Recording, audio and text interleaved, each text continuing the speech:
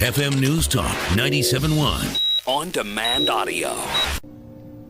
But we have a shared responsibility to look directly into the eye of history and ask what we must do differently to curb such suffering again. We have a shared responsibility to look into the face of history. Did you hear the president there? Unless, of course, we don't like it and we want to tear down your Civil War memorial. Yeah. We only want to look at the history as we want to remember it. Maybe we shouldn't have played Final Countdown into that. That's kind of frightening. Can I just tell you that? I'm going to get to your phone calls in just a second. First of all, though, one of the problems we were expecting this weekend on Memorial Day were travel delays at the airport. We saw them at O'Hare and some other places in the last couple of weeks. There are some problems at the TSA. Jeff Monosso is joining us from Fox News Radio. Jeff, how are you? Hey, I'm doing well, Mark. How are you? Hey, I'm doing great. What kind of problems are we seeing and or expecting this Memorial Day weekend? Well, first of all, we're expecting 38 million Americans to travel. That's about 2.6 million via the skies. In terms of air travel, that's about a 1.6% increase from last year. And really the largest number as a whole that we've seen since 2005. So it's going to be busy on the roads and certainly busy at airports. But I can tell you, after covering the nightmare lines that we saw here at O'Hare in recent days or in recent weeks, where hundreds of flights or hundreds of passengers had to miss their flights because the lines were so long, we're not seeing that today. It appears to be a well-oiled machine, of course. There are cameras everywhere. I don't know if that has anything to do with it, but things are running very smoothly. Earlier this morning, it got a little busy. There was about a 50-minute wait, and then it got down to really no wait at all. In fact, that TSA pre-check line where you have to pay $85 to get through, right? That was longer than the free line at one point today here at O'Hare. So the message got through. Somebody called and said, "Make it so," number one, and they staffed up for today, apparently.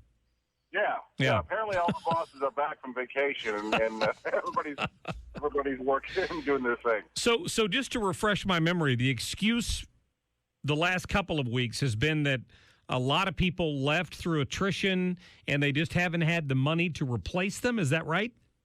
Yeah, it was a lack. It was right. They needed more money, and it also they need more Americans to sign up for the TSA pre-check, which again costs $85, and you've got opponents saying, "Look, that's what this is all about, isn't it?" And the TSA administrator, Peter Nevinger, said that no, that's not what this is about. It's about trying to implement ways to alleviate big delays, and so far it appears to be working at least today.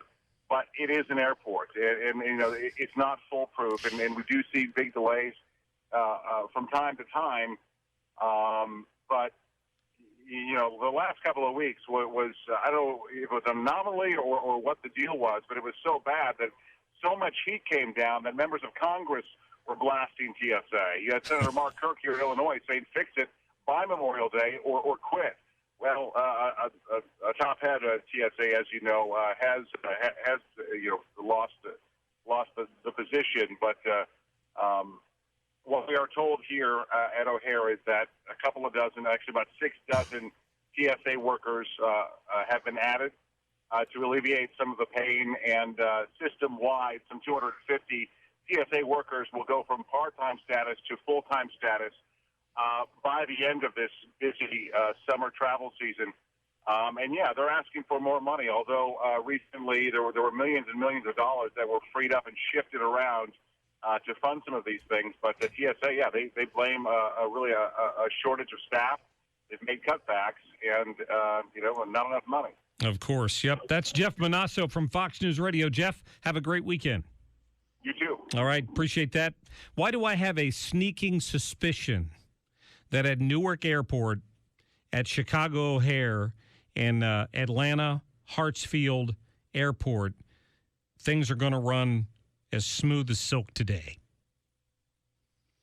Somebody put a little WD-40 in the system to ramp it up for this weekend because they didn't want any more pressure from Congress. And we can talk about this if you'd like. But here's my question.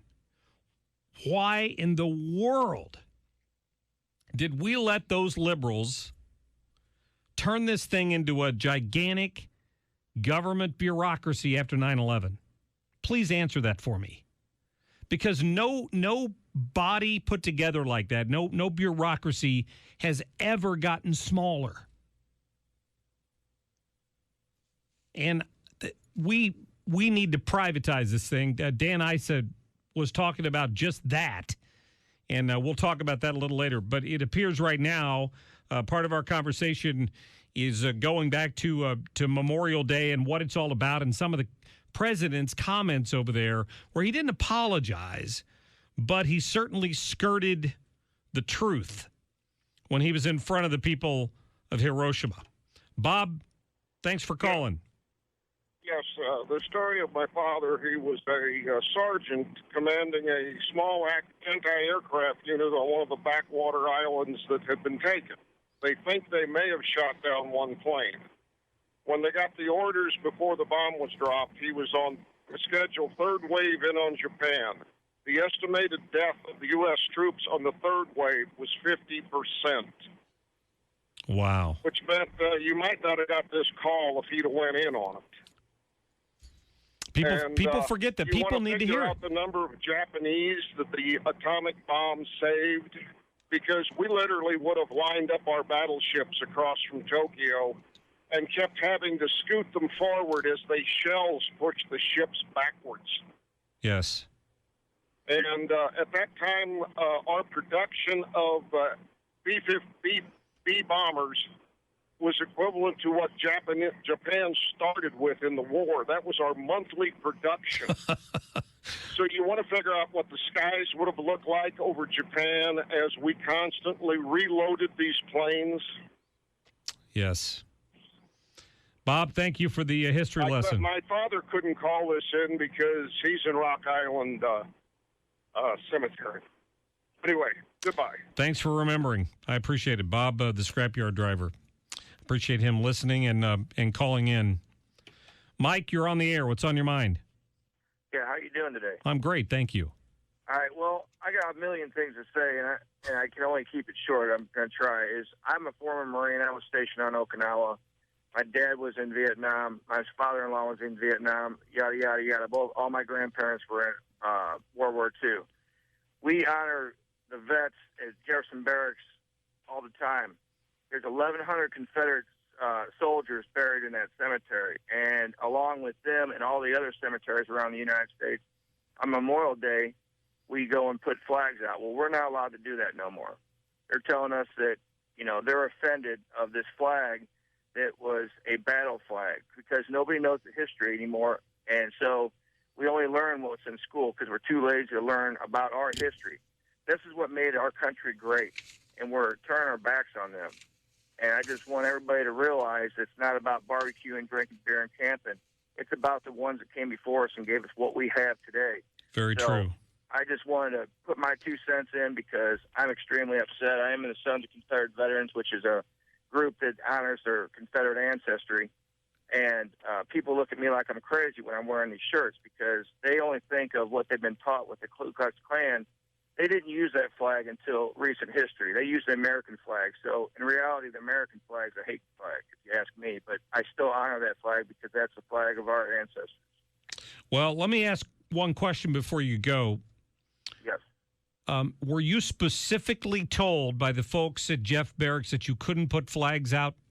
Well, that's kind of up in the air. Our group is a St. Louis, it's called the Sterling Price Camp, and there's some mixed emotions because we're not sure what they're saying. As I know of right this moment, it might have changed. I know a couple weeks ago I was told we were not allowed to do that, and we were going to go to a different cemetery where there's some more Confederate soldiers. But because it's a national cemetery, I think we might actually be putting them out again. There's 1,100 of them. And I know the Boy Scouts put them out the weekend of and then pull them the week after.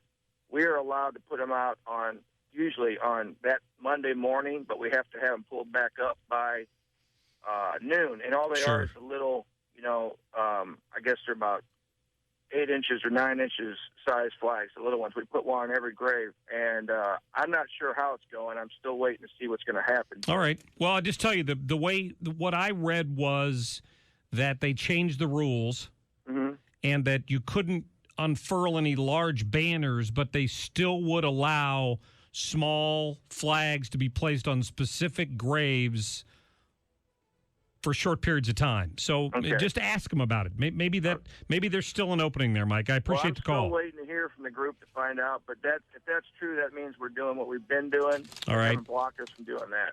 Very good. Appreciate it. All right, thank you. Yep, thank you for the phone call. Wow. Forget about your history. You're doomed to repeat it, right? In our case, we're allowing people who are offended to erase it. 1240. I need to get to a quick break. 314-969-9797. We're going to talk to Thomas Pyle coming up. Did you hear Donald Trump yesterday speak about his energy policy? It's got a lot of people talking. He's got some ideas that nobody's brought up yet about Keystone and some other things. We'll talk about that coming up in just a minute.